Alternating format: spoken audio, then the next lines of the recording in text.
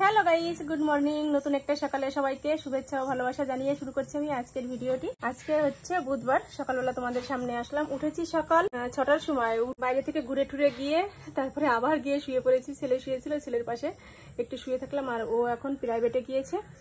আজকে স্কুলটা বন্ধ আছে, কি একটা বললো যে মহরম না কি একটা হবে, এর জন্য বন্ধ স্কুল। সকালবেলা উঠে প্রচুর কাজকর্ম সেরে নিয়েছি, ঘর ঝাড় দিয়েছি, বিছানা তুলেছি। আর বিছানার উপরে প্রচুর জামা কাপড় ভুর করা ছিল, সেগুলো আলনায় ভাঁজ করে রেখেছি। আর এক ধামা দেখো সবকিছু ভাঁজ করেছি, ভাঁজ করে এক্সট্রা জামা কাপড় এক ধামা বেরিয়েছে। এই যে এগুলো ছাড়পে দেবো, কারণ সেই যে ননদ বাড়ি বেড়াতে গিয়েছিলাম না, সেই সময় থেকে জামা কাপড় গুলো একটা একটা করে জড়ো করে রাখতে রাখতে আজকে এক ধামা হয়ে গেছে। তা ভাবছি যে যেগুলো তুলে রাখবো, মানে নতুন নতুন জামা কাপড় যেগুলো পরে গিয়েছে। এই যে রদ গেল, তারপরে ননদ বাড়ি থেকে আসলাম, তারপরে আমার আবার কালকে যে কৃষ্ণনগর গিয়েছিলাম। কেননা বর্ষা বৃষ্টি হলে জামা কাপড় পরলে না সেটা আর দ্বিতীয়বার পরা যায় না, কারণ নিচ দিয়ে মাটি লেগে যায়, জলের ছিটে গায়ে পড়ে, এই করে করে জামা কাপড়গুলো নষ্ট হয়ে যায়। তো সবকিছু বের করে রেখেছি, এগুলো সব কাচবো। আর সকালবেলা ভিজেও কিছু জামা কাপড় ছিল, সেগুলো সব রোদরে দিয়ে দিয়েছি। ওই যে বাইরে রোদরে দিয়ে দিয়েছি, সেগুলো শুকিয়ে গেলে ঘরে তুলে আনবো আর এগুলো সব ধুয়ে দেবো। আর এই যে আলনাটার অবস্থাও ভীষণ খারাপ ছিল, সেটাও গুছিয়ে নিয়েছি। এই যে দেখো ফ্যানটা ওখানে, বিছানাটা গুছিয়ে নিয়েছি। ভেবেছিলাম আজকে বেডশিটটা পাল্টিয়ে দেবো, কিন্তু একদিনে এতগুলো কাজ করতে গেলে অন্য কাজ করা হবে না। আর ওই যে কোলবালিশের ব্যবস্থাটা এখনও করতে পারিনি, কারণ প্রচুর টাইম লাগবে ওগুলো করতে। এর জন্য ওগুলো ওই কোনায় রেখে দিয়েছি। তুলোগুলো হাত দিয়ে ছিঁড়ে ছিঁড়ে ছিঁড়ে ছিঁড়ে তারপরে নরম করতে হবে, মানে চাপ ধরে ধরে না একটা কিরকম চ্যাপটা শক্ত ভাব হয়ে গেছে। ওই যে তুলো ধুনাদের কাছে দিলে হয়তো ওরা ধুনিয়ে ঠিক করে দিতে পারতো, কিন্তু সেটা তো আর দিচ্ছি না একটা বালিশের জন্য। এর জন্য ওটা হচ্ছে নিজেই করে নেবো। তা চলো এখন একটু টিফিন করব, দেখি কি টিফিন করা যায়। ওই ঘর থেকে কাঁঠাল নিয়ে আসলাম, শ্বশুরবাড়ি থেকে যে কাঁঠাল এনেছিলাম সেগুলো ভেঙে নিয়ে এসেছি একটা কাঁঠাল। চলো কাঁঠাল দিয়ে মুড়ি দিয়ে খাবো এখন, তারপরে রান্নাবাড়ির দিকে যাব। এই যে কাঁঠাল আর মুড়ি নিয়ে নিলাম, এটাই এখন খাবো।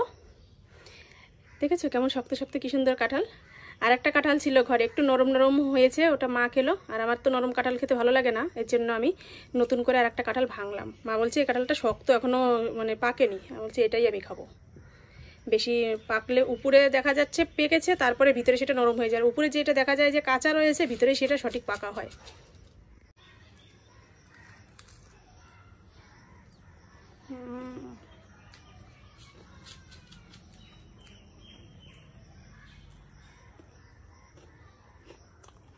মাছ কেটে নিয়ে আসলাম, পরিষ্কার করে ধুয়ে নিয়ে এসেছি। দু রকম মাছ নিয়ে এসেছে। এটা নিয়ে এসেছে আজকে ইলিশ মাছ।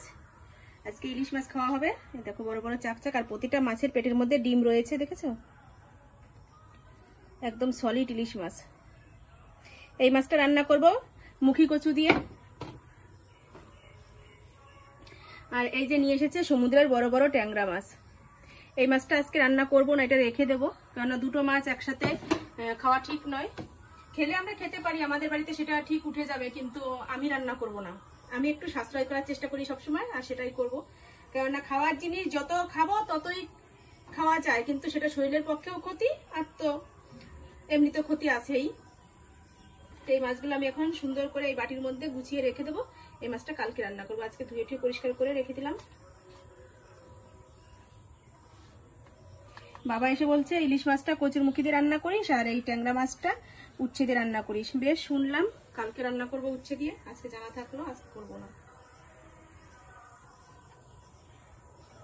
অনেকগুলোই ট্যাংরা মাছ হয়েছে। আর ইলিশ মাছটা গোনা পেটের পিস রয়েছে 5 পিস, আর একটা লেজা রয়েছে, একটা মুড়ো রয়েছে। হ্যাঁ 5 পিসই তো পেটের পিস, একটা লেজা একটা মুড়ো, ব্যাস এই তো 5 জন মানুষের 5 পিস। আর এক্সট্রা দুটো থাকবে, এক্সট্রা দুটো পরে যে খাবে সে খাবে। আমরা তো একবারই ভাত খাবো, আমাদের 1 পিস মাছ হলেই হয়ে যাবে। আমার আর ছেলের 1 পিস হলে হয়ে যাবে। অনেকগুলো মাছ তো একটু বড় করে হলে ভালো হতো, ঠেসে ঠেসে আটকিয়ে দেবো। এটাই দেখো আটছেই না, এটা কিছু চাপা দিয়ে রাখ।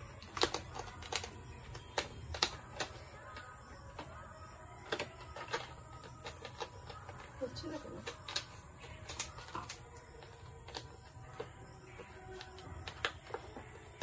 চলো মাছটা ভরে রেখে দিই। আর এই যে মুখী কচু এনেছে, এই দেখো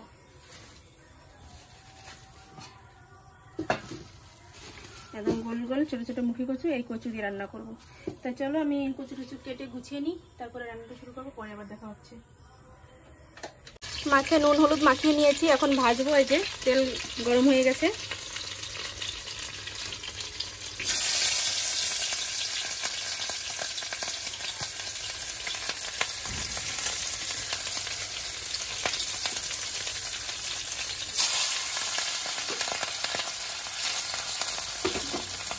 এত পরিমাণে তেল ছেটে যে এখন ভয় করে, যে কোনো মাছ তেলের উপর দিলেই একটা ভয় হয়ে গেছে। কারণ আমার প্রচণ্ড তেল ছিটে ছিটে হাতে পায়ে প্রচুর পোড়া দাগ হয়ে যায়।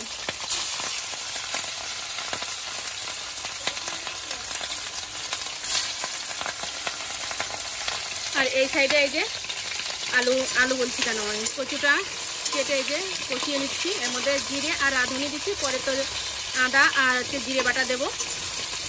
ভালো করে একটু ভাজা করে নিই, তারপরে হচ্ছে এর মধ্যে নুন হলুদ দেবো।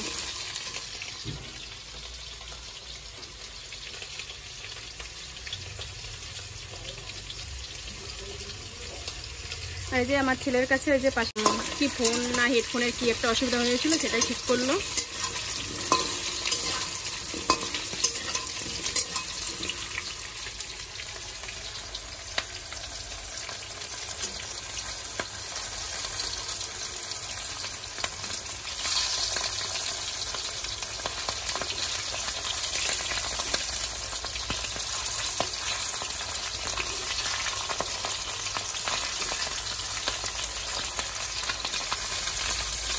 ইলিশ মাছ এমন একটা মাছ, যে কোনো জিনিস দিয়ে রান্না করলেই কিন্তু ভালো লাগে। অনেকে কুমড়ো দিয়ে রান্না করে, অনেকে বেগুন দিয়ে রান্না করে, আর আজকে আমাদের বাড়ি কচু দিয়ে রান্নার আবদার হয়েছে, কচু দিয়ে খাবে। বেশ তাই করি। আর ওর তো বিশেষ একটা স্বাদ আছে যে কি সর্ষে ইলিশ, সেটা তো সবাই খায়। সর্ষের ইলিশ মাছ বললেই বলে যে সর্ষে ইলিশ, কিন্তু এসব সবজি দিয়ে খেলেও কিন্তু ভালো লাগে। কাঁচা লঙ্কা দিয়ে রান্না করবো, লঙ্কাগুলো দিয়ে দেবো এখন।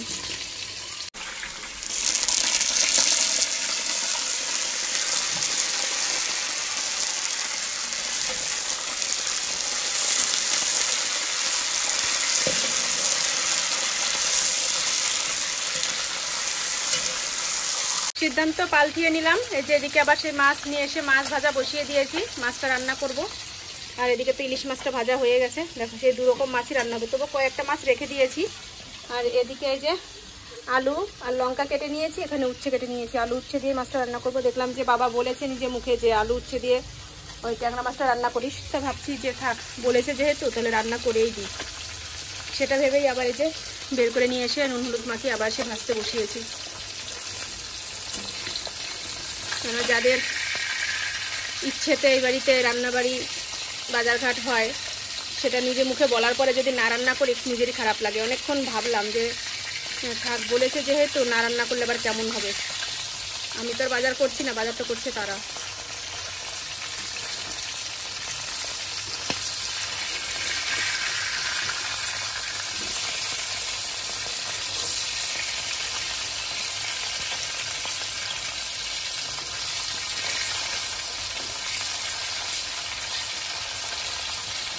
রান্নাবাড়ি কমপ্লিট হয়ে গেছে। এই যে তোমাদের বলে দিই, এই যে ট্যাংরা মাছের উচ্ছে আলু দিয়ে ঝোল করেছি, দেখো একদম পাতলা ঝোল করেছি। এখানে ইলিশ মাছের তরকারি করেছি মুখি কচু দিয়ে। আর ওই ঘরে মা কুমড়ো শাক রান্না করেছে, যে কুমড়ো শাকের নিরামিষ তরকারি, কাঁঠালের আঁটি উচ্ছে আলু দিয়ে করেছে এটা, তাই আমাদের জন্য বাটিতে দিয়ে গেল। আর ওই ঘরে তো আছে। তো চলো এখন খাওয়া দাওয়া করবো, তারপরে জামা কাপড়গুলো ভেজাবো। এখনও জামা কাপড়গুলো ভেজানো হয়নি, খেয়ে তারপরে স্নান করবো। তো চলো খেয়ে নিই। এই দেখো এখানে ভাত বেড়ে নিয়েছি ছেলেরা আমার জন্য। ও তো প্রাইভেট থেকে এসে ওকে কাঁঠাল মুড়ি খেতে বলেছিলাম, ও কাঁঠাল মুড়ি খায়নি, তাই একবারে ভাত দিয়ে দিই ওকে, আর ওর সাথে সাথে আমিও খেয়ে নিই।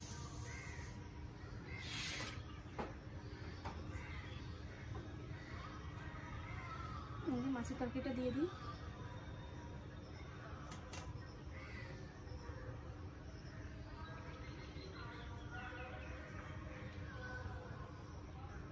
জামা কাপড় কেচে স্নান করে চলে আসলাম একবারে, আর এখন এই যে নেমে দেবো।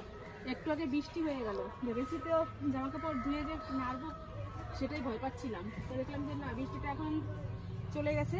চলো জামা কাপড়গুলো নেড়ে দিই। আর আমার কেমন যেন ঠান্ডা ঠান্ডা লাগছে, মনে হচ্ছে কি যেন জ্বর আছে, এরকম ঠান্ডা। যে সত্যি ঠান্ডা সে ঠান্ডাটা না, জ্বর আসার ঠান্ডার মতো খুব ঠান্ডা লাগছে।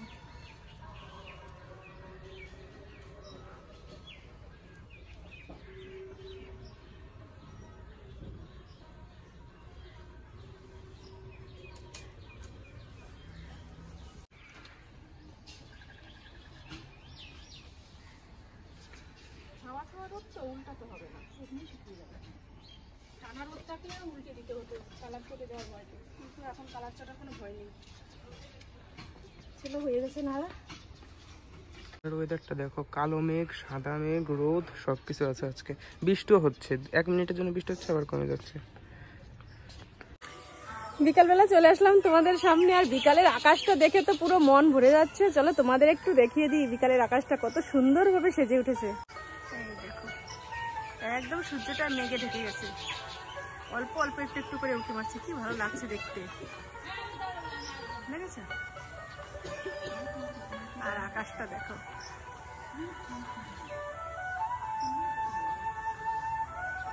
একদম নীল আকাশের বুকে সাদা সাদা, মনে হচ্ছে যেন পেঁজা তুলো ভেসে ভেসে যাচ্ছে। কি ভালো লাগছে দেখতে। আমার ছেলেকে বলছি যে আকাশটা এত বড়, মনে হচ্ছে কি আজকে প্রথম দেখলাম আমি আকাশ। ছেলে বলছে কি কি কথা বলো তুমি?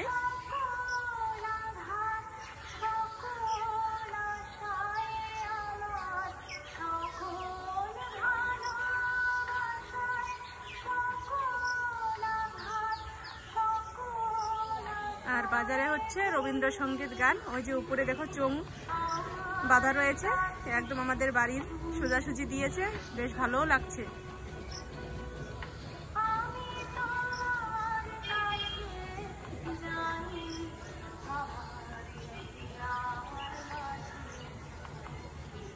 এতক্ষণ উঠোনে হাঁটলাম, দেখো পুরো ঘেমে গেছি। তারপরে একটু বাজারে বলা ঠিক নয়, দোকানে গেছিলাম, বাড়ির পাশেরই দোকান। 2টো বিস্কুটের প্যাকেট নিয়ে আসলাম, আর একটা দুধের প্যাকেট নিয়ে আসলাম। এখন করব দুধ চা। এই যে চায়ের জল বসিয়ে দিয়েছি। ছেলে ঘরে একটা কাজ করছিল, ও অনেকটা ক্লান্ত হয়ে গেছে, তো দুজনেই এখন চা খাবো। আর মা তো ভাইয়ের বাড়ি গেল, যদি আসে তো মাকেও দেবো চা। 3 জনের জন্যই বানাচ্ছি। দেখো 3টে কাপ বের করে নিয়েছি এখানে। মায়ের চাটা রেখে দেবো আর আমাদেরটা খাবো, মা যদি আসে। এই যে কাপগুলো বের করে নিয়েছি, আর এখানে জল বসিয়ে দিয়েছি, দেখো কতটা জল দিয়েছি। তো চলো আমি এখন বিস্কুটগুলো কোটোর মধ্যে ঢালবো। এই যে কোটো বের করে এনেছি, একটা কোটোতেই হয়ে যাবে, 2টো কোটো তো বের করে নিয়ে আসলাম, দেখা যাক কতদূর কি হয়।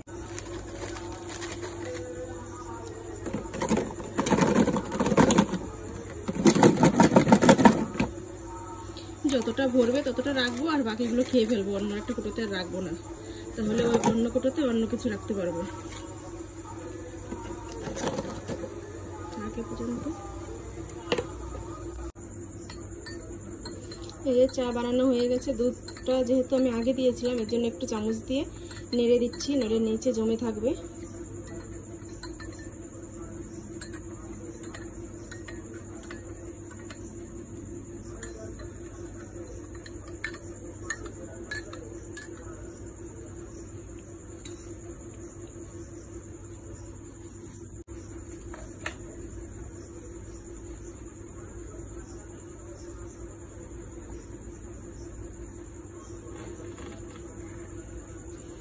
মা তো এখনো আসেনি, মায়ের চাটা ঢেকেই রাখতে হবে, আর ছেলে ঘরে রয়েছে।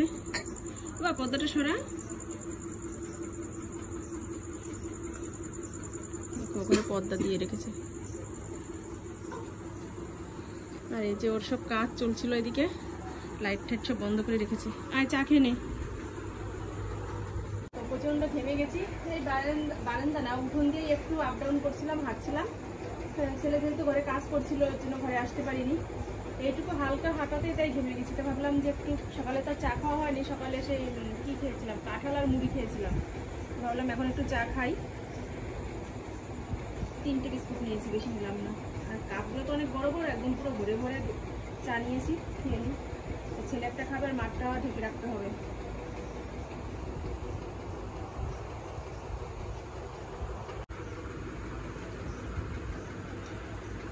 আজকে রাত্রে রান্নাবাড়ি নেই কিছু, যে তরকারি রান্না করেছিলাম সে তরকারি রয়েছে, আর মা পরে আবার ভাত রান্না করেছিল। সেই ভাতও এনে রেখেছি এই ঘরে, রাত্রে সেই ভাতই খাওয়া দাওয়া হবে।